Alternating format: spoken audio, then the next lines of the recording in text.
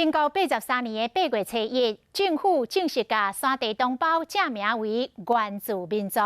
为了要纪念这个日子，原住民族委员会今年甲台铁局合作，推出着彩绘列车。行驶的期间只有3个月，铁道迷都要把握这个机会。 嘹亮歌声庆祝原住民彩绘列车首航，欢乐时刻佫带来一段歌舞表演。泰鲁国列车这车厢内拢是鲜艳的图，这是原住民的故事。因所讲的是传承甲文化，嘛有小朋友的画作。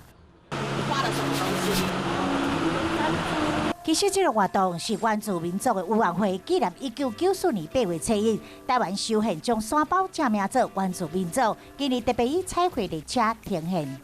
特别选定太鲁阁号，也有非常特殊的意义。